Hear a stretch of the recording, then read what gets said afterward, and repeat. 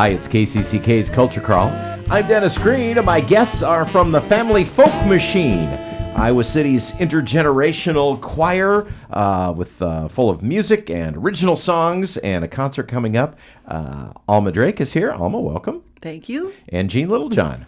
Thanks so much for having us, Dennis. Nice to have you both. Now, of course, Family Folk Machine, regular guests here on the Culture Crawl, and I gave just a teeny tiny little bit of a capsule about what you do. But Jean, for those who don't know, tell me a little bit about Family Folk Machine.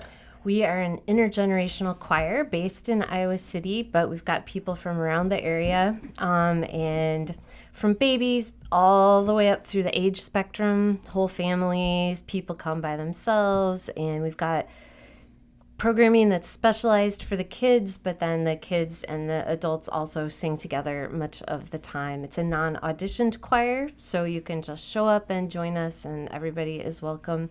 And at whatever point you are in your musical development, everybody has room to grow, and we hope everybody grows in their course of time with the folk machine. And of course, it's not just singing, but it's also songwriting, and a big part of every concert are original songs, often written by young people. And Alma, I know this is kind of your piece of this, is you let's not run the songwriting department, but maybe kind of corral. Oversee it gently, kind of herd the cats. So we have two original songs that we're doing this year, and the first one, our theme is In the Garden of Hope, and the first original song is called In the Garden of Hope. Jean had come up with this. We'd been bouncing ideas around and trying to think about how do we unify this idea of environmentalism and hope, and especially when things are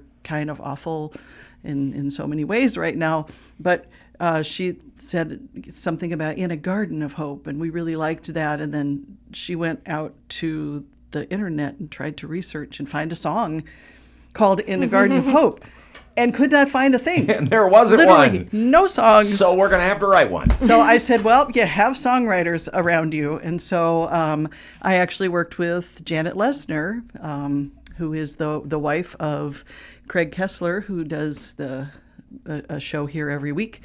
So Janet and I sat down, and what I did was I sent her the rough verse idea that I had, and she just ran with it.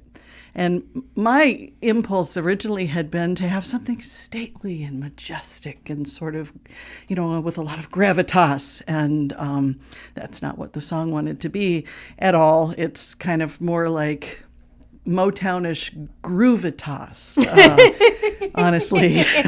So it's very fun. It is super fun. Kind of like, the Carole King era Motown kind of stuff.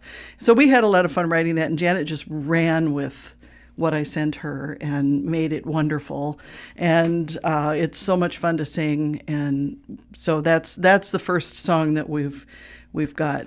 And cooking. Alma and Janet are going to sing a duet at the beginning of it. It's super sweet. We have fun singing it together. So the theme is climate. As a matter of fact, you also were partnering with Iowa City Climate Project. Right, yeah. Iowa City has been doing a climate fest in the fall with several days of programming, and we were very honored. They asked us to come lead a community singing event to take place before the screening of a film at Film Scene.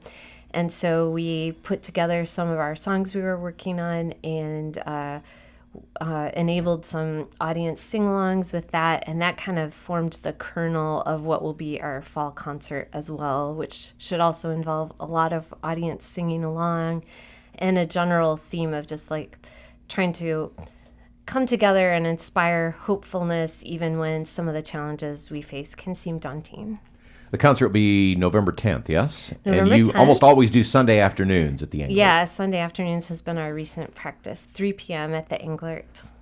Alma, so you have had an extensive career as a songwriter and a performer on your own, and now doing a lot of work with a group. Talk to me a little bit about the joys and the challenges of transitioning from literally writing just for yourself but now not only having to write for a big group, but also having to, like you say, gently oversee a group of people learning to be songwriters. Oh, actually, I haven't really come across any major pitfalls.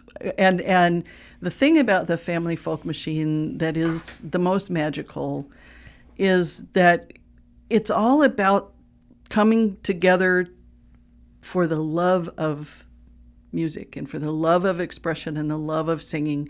And so there's nobody there who's got an agenda. And there's nobody there who's really trying to, there's not a single member of the choir that makes me go, please just quit. I don't have that at all. They're wonderful. And just the fact that I can do what I do and what I feel like is the best thing that I do and be appreciated in this profound way. It just moves my little guitar string heart to tears sometimes. But so I had to be the whole band for such a long time. I had to be the guitar player and the bass player and the drummer, and I did all that Olympic level guitaring for a long time, and being able to kind of lay back and have, I have a drummer and I have a bass player on either side of me. This is wonderful. And I frequently get to pick the people that I want to come, and I invite somebody that I think is wonderful, and they're like, oh yeah, yay. And so it's always an amazing band. And this year we have Lori Haig, who's a Iowa Rock and Roll Hall of Fame drummer. And we have a guy named Geb Thomas, who is one of the most delightfully fun people I've ever played with. Geb is great. Yeah. Geb is awesome. And last night we had a rehearsal. We rehearsed on Halloween instead of giving out candy to people, but it was kind of like giving candy to us. But I was sitting there, and on one song in particular, I kind of closed my eyes, and it was like, oh, wow, I feel the lock-in. That sense of one mind happening between this whole group of people, and it was just... And I love that, and I'm a real nut for collaboration, so it makes me very happy. Jean, what else is on the program? Well, we've got lots of fun songs. Some are newer and some are older, but I'm especially looking forward to 3 different configurations of kid contributions to the concert. So with the songwriting, our kids also do songwriting typically in the spring with Nicole Upchurch, and this fall they were able to go to the studio at United Action for Youth and make a really nice recording of the song they wrote last spring. So that was great. So they've been carrying on their work this fall with learning to play the ukulele. So our younger kids will sing a song called I Am a Seed, and some of the older kids will accompany them on ukulele. And then the older kids have a song that they will sing in harmony and stuff that's quite beautiful.